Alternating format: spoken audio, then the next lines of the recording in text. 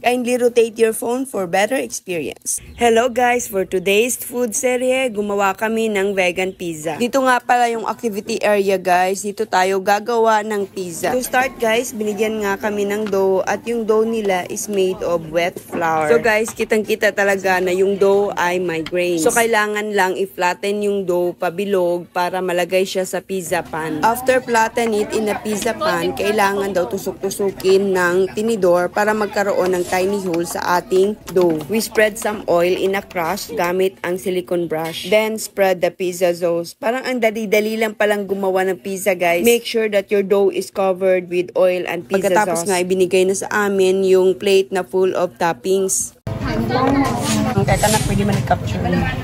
Ay ano man uy. Pako pwede di ay. Pako uy. So ayan, nakita ko nga may 3 kinds of mushrooms, pako, white onions, tomatoes, and pineapple. Pinya o? Kaya ni? Nantag pinya sa pineapple. Kaya po. Kamot kami nila. Inyo ka ganing tanan.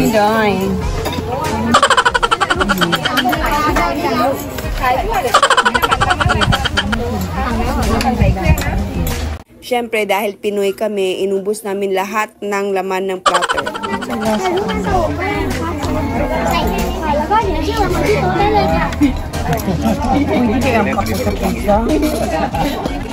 After namin malagyan ng toppings, naglagay ulit kami ng pizza sauce at top with mozzarella cheese.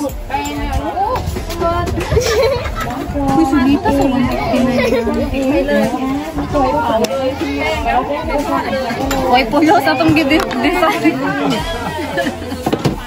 Natagi ko ganun din.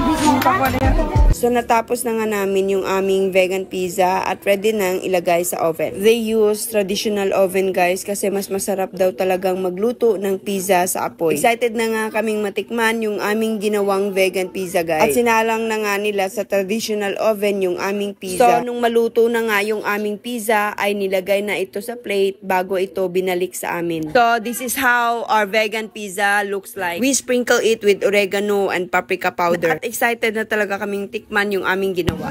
Ito parang ano nito? Bugdo kayo? Baga kayo nga daghan kayo ka ng kwan? Topping. Ang bayad niya ani pila 100, sulit jud ba? 150. Inubos nila yung lahat na panggawa ng pizza. Napakasarap talaga yung aming ginawang vegan pizza guys. Imagine, meron ditong pako, mushrooms, white onions, tomatoes, and pineapple.